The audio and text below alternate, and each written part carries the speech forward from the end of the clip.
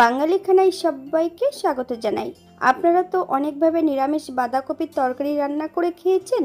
একবার আমার মতন করে সহজ পদ্ধতিতে আপনিও শিখে নিতে পারবেন ছোট ছোট টিপস সহ। তবে আজকে আমি এখানে বাঁধাকপির তরকারি রান্না করব সম্পূর্ণ নিরামিষ। এতটাই সুস্বাদু হয়েছিল খেতে, আপনি একবার রান্না করলে বারবার রান্না করবেন। তবে আজকে আমি এখানে বাঁধাকপি রান্না করব চুই ঝাল দিয়ে। তবে কিভাবে আমি চুই ঝাল দিয়ে বাঁধাকপির তরকারি রান্না করলাম, চলুন সেটা একবার দেখে নেওয়া যাক ভিডিওর মাধ্যমে। আশা করছি আজকের ভিডিওটি ভালো লাগবে। সকল বন্ধুদের কাছে অনুরোধ করছি সম্পূর্ণ ভিডিওটি দেখার। এখানে আমি আগের থেকে একটা গোটা বাঁধাকপি সরু সরু করে কেটে নিয়েছি। তবে কাটার পর ধুয়ে রেখেছি। আপনারা আপনাদের পছন্দ মতন বাঁধাকপিটা কেটে নিতে পারেন। একটু জল দিয়ে বাঁধাকপিগুলোকে ভাপিয়ে নেব। বাঁধাকপি ভাপিয়ে নেওয়ার সময় এক টুকরো দারচিনি আর একটা তেজপাতা অ্যাড করতে হবে। বাঁধাকপি ভাপানোর পর যে নিজস্ব গন্ধটা সেটা কিন্তু আর থাকবে না।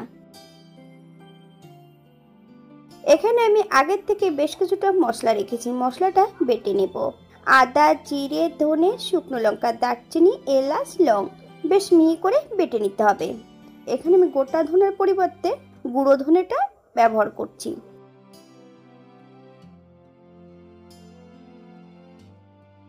একটা কড়াইতে বেশ কিছুটা সরষের তেল অ্যাড করব। তেল গরম হওয়া পর্যন্ত অপেক্ষা করতে হবে।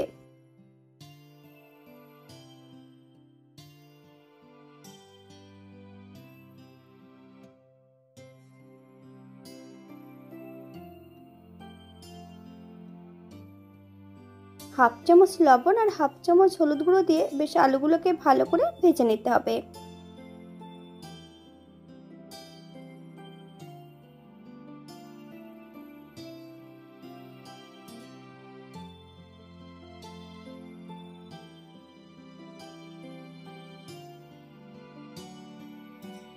এই পর্যায়ে আমি আলুগুলো তেল থেকে তুলব না, সাইডে সরিয়ে রাখবো। ফোড়নে রেখেছি সাদা জিরে,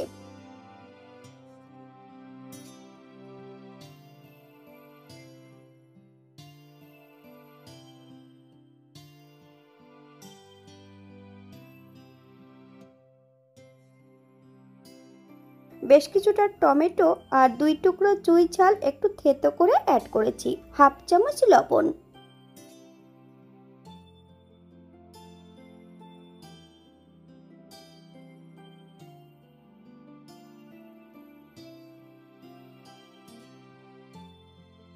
মিডিয়াম আঁচে বেশ কিছু সময় ভেজে নিতে হবে, অথবা যতক্ষণ টমেটো থেকে কাঁচা গন্ধ ছাড়বে ততক্ষণ ভেজে নিতে হবে।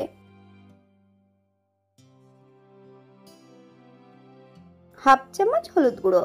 বাটা মশলা থেকে আমি 3 চামচ মশলা অ্যাড করব। মিডিয়াম আঁচে বেশ কিছু সময় মশলাটা ভেজে নিতে হবে।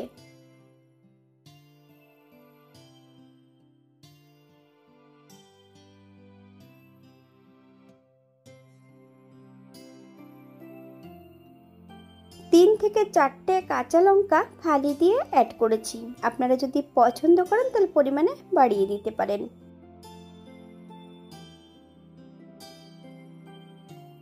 মশলা কষানোর জন্য সামান্য একটু জল অ্যাড করব। মশলা থেকে যতক্ষণ তেল না ছাড়ছে ততক্ষণ বেশ ভালো করে মশলাটা কষিয়ে নিতে হবে।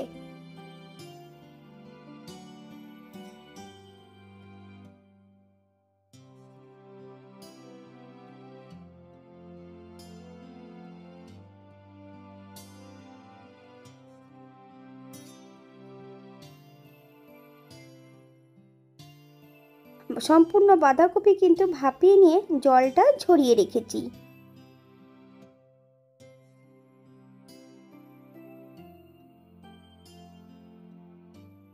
এই পর্যায়ে আমি সম্পূর্ণ বাঁধাকপি অ্যাড করে দেব। মিডিয়াম আঁচে বেশ কিছু সময় মশলা সহ বাঁধাকপি দিয়ে কষিয়ে নেব। বাঙালি রান্না ঘরোয়া উপকরণ দিয়ে। আপনাদের যদি রান্নাগুলো পছন্দ হয় তাহলে চ্যানেলটি সাবস্ক্রাইব করে দিয়ে পাশে থাকবেন। পাশে থাকা বেলটি বাজিয়ে দেবেন, নইলে নিত্য নতুন রান্নার নোটিফিকেশন পাবেন না। আমার এই চ্যানেলে আমিষ, নিরামিষ এবং বিভিন্ন ধরনের বাঁধাকপি রেসিপি দেওয়া আছে। আপনাদের যদি পছন্দ হয় তাহলে চ্যানেলটি ঘুরে একবার দেখে নেবেন।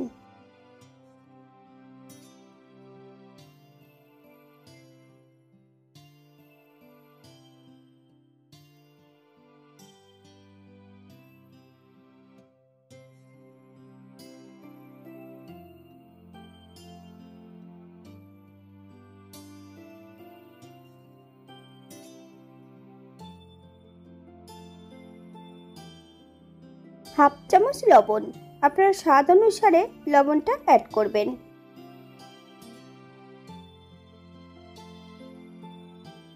7 থেকে 8 মিনিট ঢাকা দিয়ে রেখে দেব। ঢাকা খুলে কিন্তু নেড়ে চেড়ে দিতে হবে, নইলে কিন্তু কড়ার নিচটাতে লেগে যেতে পারে।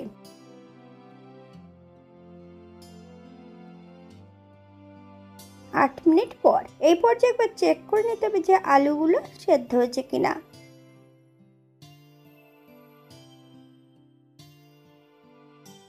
এক চামচ চিনি। আপনারা যদি পছন্দ করেন তাহলে পরিমাণে বাড়িয়ে দিতে পারেন। গ্যাসের ফ্লেমটা মিডিয়ামে রেখে 3 থেকে 4 মিনিটের মতন আবারও রান্না করে নেব।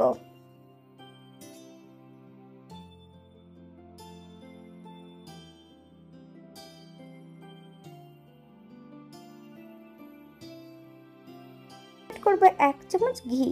আপনারা যদি পছন্দ করেন তাহলে পরিমাণে বাড়িয়ে দিতে পারেন।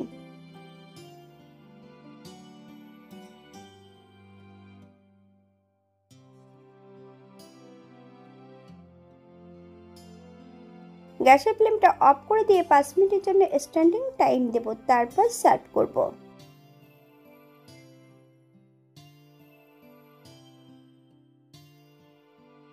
এটা দেখতে যেমন ভারী সুন্দর হয়েছিল, এটা গরম ভাতে, রুটি, পরোটা, লুচি সবকিছুর সঙ্গে অসম্ভব ভালো লাগবে। আপনারা বাড়িতে একবার একই পদ্ধতিতে বানিয়ে নেবেন। এখানে যে আমি উপকরণগুলো অ্যাড করেছি আপনারা এর থেকে কম বেশি করে নিতে পারেন। আপনারা যদি পেঁয়াজ, রসুন বা অন্যান্য মশলা পছন্দ করলে অ্যাড করতে পারেন।